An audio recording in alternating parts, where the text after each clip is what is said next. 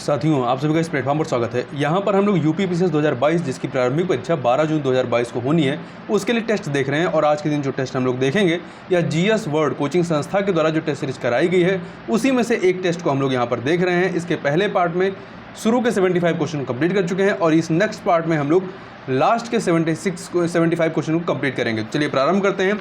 76 number question को देखते हैं कि उच्च जैविक ऑक्सीजन मांग बीओडी क्या इंगित करता है। तो ये जो है माइक्रोबियल प्रदूषण के उच्च स्तर को रिप्रेजेंट करता है। आगे चलते हैं। नई रिमोट सेंसिंग डेटा तकनीक के संबंध में निम्नलिखित कथनों पर विचार कीजिए। तो देखिए, रिमोट सेंसिंग के लिए इसरो के अलावा अन्य एजेंसियां भी नोडल एजेंसी हो सकती हैं। सही बात है। दूसरा, सभी रिमोट सेंसिंग इमेजरी और 1 मीटर रिजोल्यूशन तक के डेटा को मुफ्त में उपलब्ध कराया जाएगा। नहीं, सभी को मुफ्त में उपलब्ध नहीं कराया जाएगा। तो पहला कथन सही है, दूसरा वाला कथन सही नहीं है। आगे चलते हैं। ऊर्जा के निम्नलिखित रूपों में से कौन सा इसके दोहन और उपयोग की प्रक्रिया में कम से कम पर्यावरण प्रदूषण की ओर ले जाता है। तो आप देखेंगे इसमें जो सौर ऊर्जा है वो सी ऑप्शन। अगला है औद्योगिक रोबोट आमतौर पर निम्नलिखित में से कौन सी समन्वय प्रणालियों को ले जाने के लिए डिजाइन किए गए हैं। तो कार्टेशियन समन्वय प्रणाली सही है, ध्रुवीय समन्वय प्रणाली ये भी सही है, बेलनाकार समन्वय प्रणाली ये भी सही है। मतलब उपरोक्त सभी के सभी जो हैं वो इसमें इस्तेमाल किए जाते हैं। डी ऑप्शन सही हो जाएगा। निम्नलिखित में से कौन सा सेंसर रोबोट और उसके पर्यावरण और उसके द्वारा संचालित वस्तुओं के संबंध को निर्धारित करता है। तो आंतरिक सेंसर और बाहरी सेंसर दोनों, अर्थात सी ऑप्शन सही हो जाएगा। आगे चलते हैं।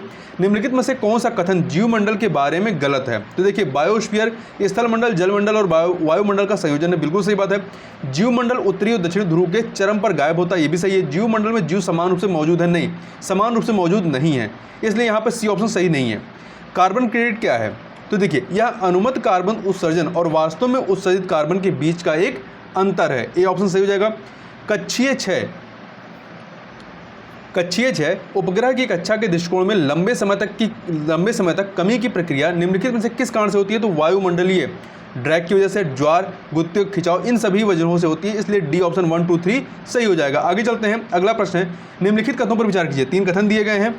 इसमें पहला है निर्भया डीआरडीओ द्वारा विकसित एक सबसोनिक क्रूज मिसाइल, बिल्कुल सही बात है, पहला सही है। दूसरा, ब्रह्मोस के वायु संस्करण का हाल ही में सफल परीक्षण किया गया। नहीं, सतह से सतह वाला जो संस्करण है उसका परीक्षण किया गया अभी हाल ही में मार्च 2022 में अंडमान निकोबार द्वीप समूह पर, ठीक है।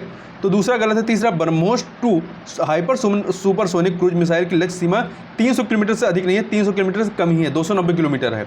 तो यहाँ पर कौन सा कथन सत्य नहीं है। तो दूसरा और तीसरा सही नहीं है, बी ऑप्शन सही हो जाएगा। आगे चलते हैं। गैसीय प्रदूषक को नियंत्रित करने के लिए निम्नलिखित में से किसका उपयोग किया जाता है। अवशोषण का इस्तेमाल किया जाता है, सी ऑप्शन। आवृत्ति विभाजन बहुसंकेतन के संबंध में निम्नलिखित में से कौन सा कथन सत्य है। इसे फ्रीक्वेंसी डिवीजन मल्टीप्लेक्सिंग कहते हैं इंग्लिश में। तो देखिए, यह एक प्रणाली के साथ एक एकल उपयोगकर्ता प्रदान करती है, सही बात है। यह गार्ड बैंड का उपयोग करके क्रॉस स्टॉक को कम करता है, ये भी सही है। कोई भी उपयोगकर्ता एक बार में अन्य उपयोगकर्ता आवृत्ति बैंड साझा नहीं कर सकता, ये भी सही है। तो सबके सब सही है, डी ऑप्शन सही हो जाएगा। देखिए, फ्रीक्वेंसी डिवीजन मल्टीप्लेक्सिंग एक ऐसी तकनीक है जिसके द्वारा संचार माध्यम में उपलब्ध कुल बैंडविड्थ को गैर अतिव्यापी आवृत्ति बैंड की एक श्रृंखला में विभाजित किया जाता है, जिनमें से प्रत्येक का उपयोग एक अलग सिग्नल ले जाने के लिए किया जाता है। आगे चलते हैं। सौर कुकर का कौन सा भाग ग्रीन हाउस प्रभाव के लिए उत्तरदायी है। तो जो कांच की चादर होती है यह उत्तरदायी होता है, ठीक है। सौर कुकर में कांच की सीट सूर्य के प्रकाश के थर्मल विकिरण को बॉक्स से बाहर जाने से रोकती है, जिससे ग्रीन हाउस प्रभाव या इफेक्ट पैदा होता है। आगे चलते हैं।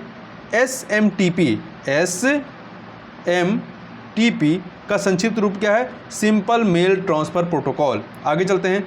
रोबोटिक सिस्टम के कार्यान्वयन के बारे में निम्नलिखित में से कौन सा कथन सही है। रोबोटिक्स एक व्यवसाय को समाप्त होने से रोक सकता है, बिल्कुल सही बात है। आगे देखते हैं। रोबोट के कार्यान्वयन से व्यवसाय के लिए नई नौकरियां पैदा हो सकती हैं, ये भी सही है। रोबोट का कार्यान्वयन व्यवसाय के लिए मौजूदा नौकरियों को बचा सकता है, ये भी सही है। उपरोक्त सभी इसके संबंध में सही हैं, डी ऑप्शन सही हो जाएगा। निम्नलिखित में से कौन सा रोबोटिक्स कार्यान्वयन कार्यक्रम का लाभ नहीं है। तो पहला, निर्मित चीज़ों की गुणवत्ता बेहतर हो सकती है, बिल्कुल सही बात है, ये लाभ है। रोबोट 24 घंटे लगातार काम करते हैं, ये भी लाभ है। हार्डवेयर और सॉफ्टवेयर के लिए कम लागत, तो नहीं, अधिक लागत होती है, इसलिए सी वाला सही नहीं है। कर्मचारी फ्रिंज लाभों के लिए कंपनी की लागत में कमी, ये भी सही है। मतलब ये भी लाभ है। अगला है, नीचे दो कथन दिए गए हैं जिनमें एक को कथन तथा दूसरे को कारण कहा गया। कथन कारण वाला प्रश्न, कथन है ऊर्जा के गैर पारंपरिक स्रोत बिजली संयंत्रों में बिजली पैदा करने के लिए ऊर्जा का प्रमुख स्रोत है, तो ये गलत है। कारण कोयला और पेट्रोलियम गैर पारंपरिक ऊर्जा स्रोत हैं, ये सही है। तो यहाँ पर देखिए कथन गलत है, कारण सही है, तो डी ऑप्शन यहाँ पर सही हो जाएगा। ठीक है, डी ऑप्शन जो है वो सही हो जाएगा। देखिए अधिकांश बिजली जो है वो परमाणु, बायोमास, भूतापीय और सौर तापीय ऊर्जा आदि जैसी प्राकृतिक ऊर्जाओं का उपयोग करके भाप टरबाइनों से उत्पन्न होती है। ठीक है, इसलिए पहला वाला गलत है। आगे चलते हैं, कंप्यूटर शब्दावली में निम्नलिखित में से कौन सी डिवाइस ड्राइवरों का वर्णन करता है। तो देखिए इसमें सी ऑप्शन देखिए, सॉफ्टवेयर जो परिधीय डिवाइस और ऑपरेटिंग सिस्टम के बीच संचालन की अनुमति देता है। आगे चलते हैं, क्वेश्चन नंबर 93, सौर पैनल में सौर कोशिकाओं को आपस में जोड़ने के लिए प्रयुक्त सामग्री कौन सी है? चांदी। निम्नलिखित में से किस प्रकार के लेजर का ठीक से उपयोग न करने पर त्वचा कैंसर हो सकता है? एक्जिमर लेजर का। स्वर्ण चावल या गोल्डन राइस के लिए निम्नलिखित में से कौन सा सत्य है? तो इसमें आप डी ऑप्शन देखेंगे, यह सूखा सहिष्णु है जिसे एग्रोबैक्टीरियम वेक्टर का उपयोग करके विकसित किया गया है। आगे चलते हैं, निम्नलिखित में से कौन सा कथन उपग्रह संचार के लिए सही है? तो यह उपग्रह के माध्यम से सूचना को एक स्थान से दूसरे स्थान तक पहुंचाने की एक विधि है, यही आपका सबसे सही सटीक कथन है। आगे चलते हैं, बीटी कपास के संबंध में गलत कथन की पहचान कीजिए। बेसिलियस थूरिजिनेसिस के सूखे बीजाणु इसकी कमजोर पत्तियों पर छिड़के जाते हैं, ये कथन आपका बिल्कुल भी सही नहीं है। ठीक है, अगला, यह विष छोड़ता है जो इसकी पत्तियों को निगलने वाले कीट की आंत में सूजन का कारण बनता है, सही बात है। यह एक ट्रांसजेनिक पौधा है, ये भी सही है। यह ट्रांसजेनिसियस द्वारा इसमें पेश किए गए जीन के कारण विष उत्पन्न कर सकता है, ये भी सही है। आगे चलते हैं अगले प्रश्न पर, जैव प्रौद्योगिकी द्वारा उत्पादित इंसुलिन होने से निम्नलिखित में से कौन सा लाभ है? यह प्रभावी और कम खर्चीला, सही बात है। इसे बड़े पैमाने पर उत्पादित किया जा सकता है, ये भी सही है। यह गैर एलर्जी है, ये भी सही है। तो डी ऑप्शन यहाँ पर सही हो जाएगा। एक प्रकार की जीन थेरेपी के चरण निम्नलिखित में से क्या है? तो देखिए, पहले सामान्य एलील से एलील के आरएनए संस्करण को रेट्रोवायरस में डालना, फिर रेट्रोवायरस को अस्थि मज्जा कोशिकाओं को संक्रमित जो रोगी से हटा दी गई हैं और सुसंस्कृत हैं, फिर इसके बाद सामान्य एलील युक्त वायरल डीएनए गुणसूत्र में सम्मिलित होता है, फिर सबसे लास्ट में रोगियों के अस्थि मज्जा में इंजीनियरिंग कोशिकाओं को इंजेक्ट करना। तो 4-3-2-1 अर्थात बी ऑप्शन आपका सही हो जाएगा। आगे चलते हैं अगले प्रश्न पर, निम्नलिखित में से किस कक्षा में कम ऊंचाई और उच्च वेग के बराबर हैं? तो ये अतुल्यकालिक कक्षा में। रेडियोधर्मी प्रदूषण के बारे में निम्नलिखित में से कौन से कथन सही हैं? यह जानवरों में आनुवंशिक परिवर्तन का कारण बनता है, बिल्कुल सही बात है। यह मिट्टी में विभिन्न खनिजों के बीच असंतुलन का कारण बनता है, नहीं, ये गलत है। यह रक्त परिसंचरण में बाधा डालता है, ये भी गलत है। चौथा, यह कैंसर का कारण बनता है, ये सही है। तो पहला और चौथा सही है, पहला और चौथा, इसलिए बी ऑप्शन आपका यहाँ पर सही हो जाएगा। आगे चलते हैं अगले प्रश्न पर, क्वेश्चन नंबर 102 पर। तो देखिए, कथन कारण का प्रश्न, कथन है प्राकृतिक वनस्पति जलवायु का सही सूचकांक है, बिल्कुल सही बात है। जल प्रिय पौधे नम जलवायु में पाए जाते हैं, ये भी सही है। तो कथन कारण दोनों सही हैं और व्याख्या भी हो रही है, इसलिए ए ऑप्शन आपका सही हो जाएगा। आगे चलते हैं अगले प्रश्न पर, निम्नलिखित में से कौन सी स्थिति ग्लोबल वार्मिंग के प्रभाव को दर्शाती है? ग्लेशियरों का पिघलना, समुद्र के स्तर का कम होना, ये नहीं है। समुद्र के स्तर का बढ़ना होता है, ना कि कम होना। मौसम की स्थिति में बदलाव तथा वैश्विक तापमान में वृद्धि। तो पहला तीसरा चौथा अर्थात सी ऑप्शन आपका यहाँ पर सही हो जाएगा। अगला प्रश्न कथन कारण का, कथन है वन एक नवीकरणीय संसाधन है, कारण वे पर्यावरण की गुणवत्ता को बढ़ाते हैं। तो यहाँ पर कथन कारण सही है, परंतु व्याख्या नहीं हो रही है, इसलिए बी ऑप्शन आपका सही हो जाएगा। आगे चलते हैं, एक परितंत्र के रूप में आर्द्र भूमियाँ निम्नलिखित में से किसके लिए उपयोगी हैं? पोषक तत्वों की रिकवरी और चक्र चालन के लिए, सही बात है। पौधों द्वारा अवशोषण के माध्यम से भारी धातुओं को मुक्त करने के लिए भी सही है। वे नदियों को बनाए रखते हैं और बाढ़ को नियंत्रित करते हैं। उपरोक्त सभी जो हैं आर्द्र भूमियों के संबंध में सही हैं। आगे चलते हैं, नीचे कथन कारण वाला प्रश्न, कथन है पौधे प्राथमिक उत्पादक कहलाते हैं, क्यों? क्योंकि पौधे अपना भोजन स्वयं प्रकाश संश्लेषण की प्रक्रिया से बनाते हैं। कथन कारण दोनों सही है और व्याख्या भी हो रही है, ए ऑप्शन आपका सही हो जाएगा। निम्नलिखित में से कौन सा कथन सही नहीं है? तो देखिए, कौन सा कथन सही नहीं है? पारिस्थितिकी तंत्र की संरचना, प्रजातियों की संरचना और कामकाज वर्षों के बीच मौसमी रूप से बदलते हैं, सही बात है। प्रकृति ने एक स्थिर पारिस्थितिकी तंत्र को परिष्कृत करने के लिए लाखों साल बिताए हैं, ये भी सही है। पारिस्थितिकी तंत्र मुख्य रूप से सौर ऊर्जा के निविष्ट के माध्यम से कार्य करता है, ये भी सही है। श्वसन के कारण ऊर्जा की सापेक्ष हानि उच्च पोषक स्तरों के साथ घट जाती है, नहीं, उच्च पोषक स्तरों के साथ बढ़ जाती है, इसलिए डी ऑप्शन सही नहीं है। अगला है कथन कारण वाला प्रश्न, कथन है संरक्षण पर्यावरण नियोजन का एक मूल तत्व है, सही बात है। कारण संरक्षण और विकास एक दूसरे के पूरक है। दोनों कथन सही है परंतु व्याख्या नहीं हो रही है। बी ऑप्शन यहाँ पर सही हो जाएगा। आगे चलते हैं अगले प्रश्न पर। निम्नलिखित में से कौन पारिस्थितिकी तंत्र की स्थिरता को बढ़ावा नहीं देता है? तो कौन सा बढ़ावा नहीं देता? देखिए, पारिस्थितिकी तंत्र में प्रत्येक तत्व के उत्पादन और खपत के बीच संतुलन ये देता है। ऊर्जा के इनपुट और आउटपुट के बीच संतुलन ये भी देता है। विभिन्न जैव रासायनिक चक्रों का सामान्य कामकाज ये भी देता है, परंतु मानव आबादी में वृद्धि ये बढ़ावा नहीं देता, इसलिए डी ऑप्शन सही हो जाएगा। जीन क्लोनिंग के में प्रयुक्त प्रतिबंधित एंडोन्यूक्लियस का सामान्य स्रोत क्या है? तो बैक्टीरिया है, बी ऑप्शन। ओसिरिस आरएक्स अंतरिक्ष यान ने सबसे पहले क्या परिक्रमा की? सूर्य की परिक्रमा की। नासा के ओसिरिस आरएक्स के बारे में निम्नलिखित तथ्यों पर विचार कीजिए। ओसिरिस आरएक्स एक रोबोटिक अंतरिक्ष यान है जो वेनु नामक एक छोटे से क्षुद्रग्रह की चारों ओर कक्षा में है, सही बात है। दूसरा, क्षुद्रग्रह वेनु पृथ्वी के पास चंद्रमा की परिक्रमा करता है? नहीं, सूर्य की परिक्रमा करता है, इसलिए दूसरा वाला कथन गलत हो गया। तीसरा, वेनु महत्वपूर्ण क्योंकि इस बात की संभावना है कि 22वीं शताब्दी के अंत में वेनु पृथ्वी से टकराएगा। तो पहला आपका सही है, तीसरा सही है, दूसरा वाला गलत है। तो पहला तीसरा, सी ऑप्शन। निम्नलिखित में से कौन सा सबसे सामान्य इंटरनेट प्रोटोकॉल है? टीसीपी/आईपी है, ठीक है। तो देखिए, इसका नाम है transmission control protocol internet protocol. यह मानक इंटरनेट संचार प्रोटोकॉल है जो डिजिटल कंप्यूटर को लंबी दूरी पर संचार करने की अनुमति देते हैं। राष्ट्रीय डिजिटल संचार नीति 2018 पर निम्नलिखित कथनों पर विचार कीजिए। तो देखिए, पहला कथन है मौजूदा राष्ट्रीय दूरसंचार नीति 2012 के स्थान पर नई दूरसंचार नीति तैयार की गई, सही बात है। यह भारत के डिजिटल संचार क्षेत्र की आधुनिक जरूरतों को पूरा करने की दृष्टि से आता है, सही बात है।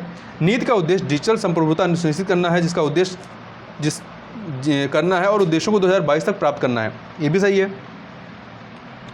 चौथा, इसने 2020 तक सभी ग्राम पंचायतों को 1 Gbps और 2022 तक 10 Gbps कनेक्टिविटी प्रदान करने का लक्ष्य रखा है। सभी कथन सही, इसलिए डी ऑप्शन सही हो जाएगा। निम्नलिखित में किसका उपयोग जीनोमिक लाइब्रेरी से रुचि के जीन का चयन करने के लिए किया जाता है?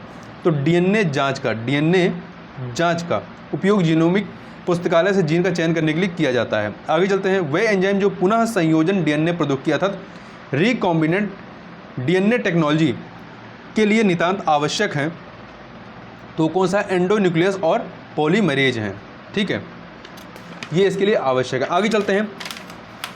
ICMP एक सेकेंड, इसमें जो 116 नंबर क्वेश्चन है, एक सेकंड, 116 नंबर में प्रतिबंधित एंडोन्यूक्लियस और लिंकेज होगा, सी ऑप्शन। ICMP अर्थात इंटरनेट कंट्रोल मैसेज प्रोटोकॉल के संबंध में निम्नलिखित में से कौन सा कथन मान्य हो सकता है? तो देखिए, आप इसमें बी ऑप्शन पढ़िए।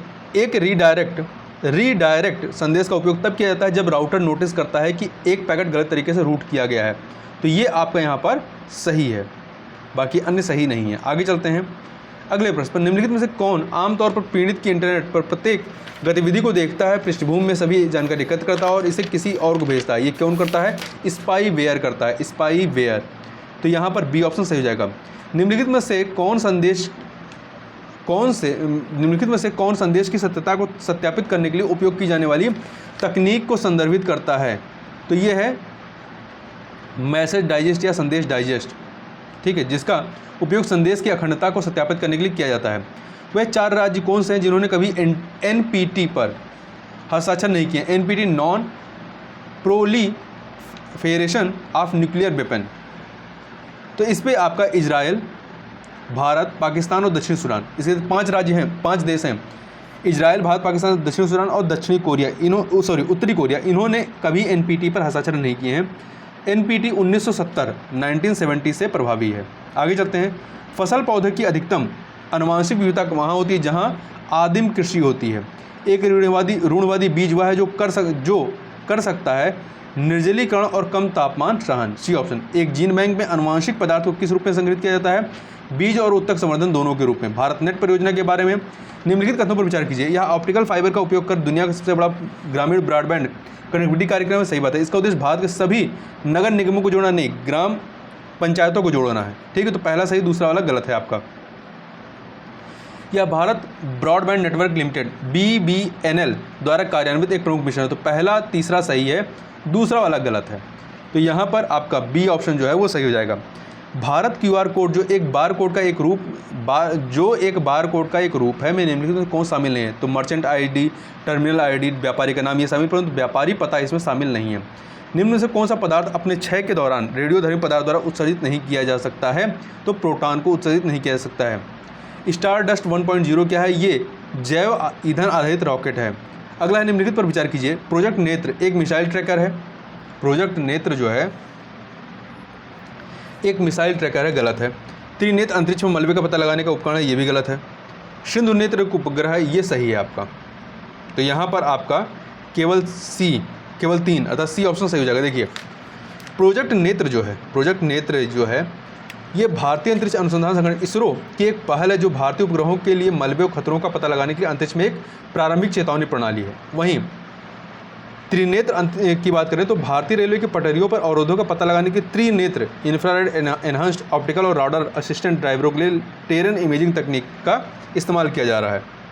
आगे चलते हैं। बायोमेडिकल कचरे के निपटान के संदर्भ में निम्नलिखित में से कौन सा मिलान सही ढंग से मेल खाता है? तो इसमें देखिए पीला दूषित प्लास्टिक बैग नहीं, गलत है। नीला शारीरिक अपशिष्ट, ये भी गलत है। संतरी टूटे कांच के बने पदार्थ, ये भी गलत है, क्योंकि संतरी का कहीं पे संतरी रंग का उल्लेख ही नहीं है, तो ये वैसे भी गलत है। तो इनमें से कोई भी सत्य नहीं है। देखिए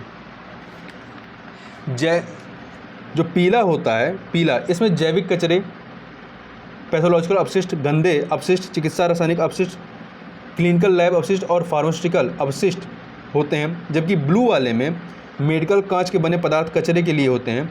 और लाल दूषित अपशिष्ट पुनः प्रयोग के लिए, लाल जो होता है दूषित अपशिष्ट के लिए लाल होता है। और सफ़ेद जो होता है या पाराभासी तीव्र अपशिष्ट के लिए होते हैं। आगे चलते हैं क्वेश्चन नंबर 130 पे। बादल के मौसम, दो कथन है। बादल के मौसम में राडार लीडार से बेहतर काम करता है, बिल्कुल सही बात है।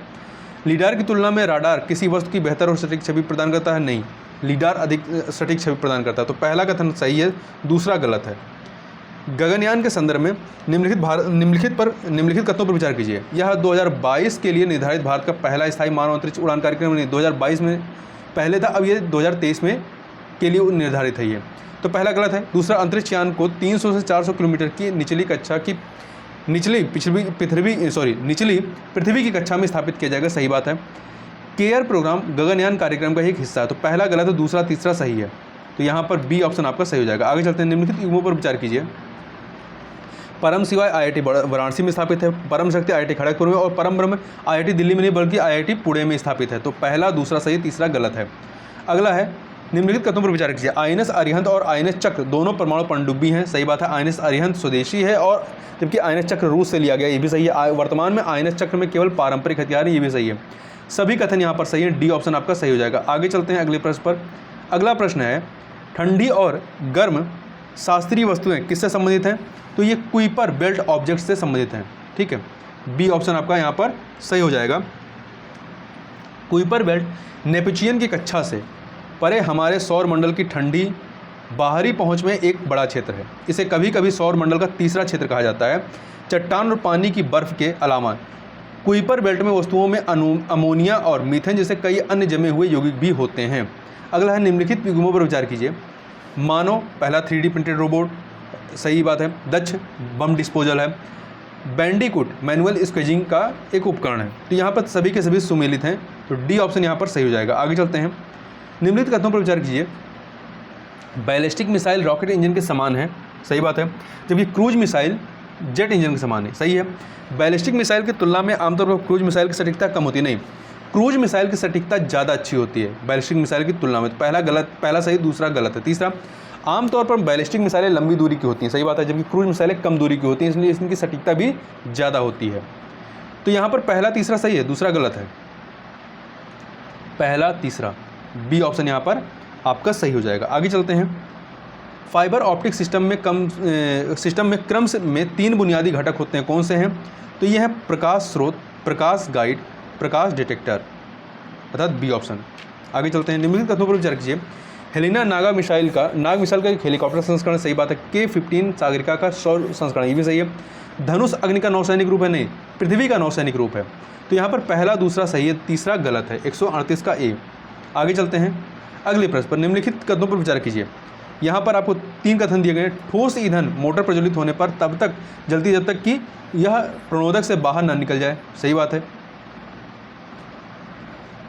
दूसरा, तरल ईंधन इंजन को रोका या पुनः आरंभ किया जा सकता है, सही बात है।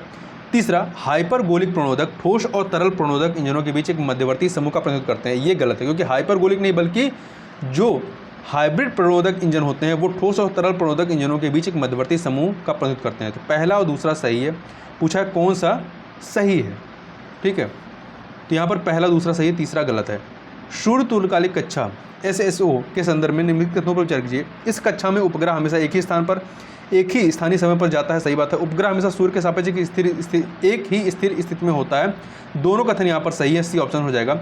एक राडार जो एक विमान की ऊंचाई को मापने के लिए प्रयोग किया जाता है के रूप में जाना जाता है, किसके रूप में? राडार। ये जाना जाता है आपका राडार अल्टीमीटर के रूप में, radar altimeter. Optical fibre cable electromagnetic induction के लिए अत्यधिक प्रतिरक्षित है, सूचना किसके द्वारा दी जाती है? तो ये रोशनी के द्वारा, लाइट के द्वारा दी जाती है, ठीक है। Optical fibre cable electromagnetic induction के लिए अत्यधिक प्रतिरक्षित है, क्योंकि ये विद्युत के प्रवाह के बजाय प्रकाश के रूप में सिग्नल संचारित करती हैं, ठीक है। अगला, कोड रेड किसका प्रकार है? तो कोड रेड जो है एक कंप्यूटर वायरस है, सी ऑप्शन। आगे चलते हैं, 144 number question, race to zero अभियान किस क्षेत्र से संबंधित है? तो ये जलवायु परिवर्तन से संबंधित है, ए ऑप्शन, ठीक है। देखिए, रेस टू जीरो एक स्वस्थ, लचीला, शून्य कार्बन रिकवरी के लिए व्यवसायों, शहरों, क्षेत्रों, निवेशकों के नेतृत्व और समर्थन को रैली करने के लिए एक वैश्विक अभियान है जो भविष्य के खतरों को रोकता है, अच्छी नौकरियां पैदा करता है और समावेशी सतत विकास को अनलॉक करता है। आगे चलते हैं, किस देश ने अंतर्राष्ट्रीय मानसून परियोजना कार्यालय IMPO का शुभारंभ किया है? भारत ने किया। किसने किया है? भारत ने। अगला है, कोविड-19 एंटीबॉडी डिटेक्शन किट डीप कोवन किस संगठन द्वारा विकसित एक एंटीबॉडी डिटेक्शन आधारित किट है? तो इसको जो है DRDO द्वारा विकसित किया गया। किसके द्वारा? DRDO के द्वारा विकसित किया गया है। यूरिया के इलेक्ट्रो ऑक्सीकरण से हाइड्रोजन के उत्पादन के लिए किस देश ने निकेल ऑक्साइड NiOX आधारित प्रणाली विकसित की है? तो ये की है भारत के वैज्ञानिकों ने। अगला है, artificial intelligence and robotics technology park किस संस्थान में लॉन्च किया गया है? IISc बेंगलुरु में इसको लॉन्च किया गया है, ठीक है। कार्बन कैप्चर एंड यूटिलाइजेशन में राष्ट्रीय उत्कृष्टता केंद्र किस संस्थान में स्थापित किया गया है? तो इसको IIT बॉम्बे में स्थापित किया गया है। आगे देखते हैं, अगला है, पिछले साल खबरों में रहा प्रॉक्सिमा D क्या है? तो प्रॉक्सिमा D जो है न्यू एक्सोप्लैनेट है। क्या है? न्यू एक्सोप्लैनेट है। प्रॉक्सिमा सेंटोरी D एक एक्सोप्लैनेट है जो लाल बौने तारे प्रॉक्सिमा सेंटारी की परिक्रमा करता है, जो सूर्य के सबसे निकट का तारा है और अल्फा सेंटारी ट्रिपल स्टार सिस्टम का एक हिस्सा है। इस प्रकार से यहाँ पर हम लोगों ने 2 वीडियो में 150 प्रश्नों को कंप्लीट किया। तो इस वीडियो में बस इतना ही, मिलते हैं नेक्स्ट वीडियो, तब तक के लिए बहुत बहुत धन्यवाद।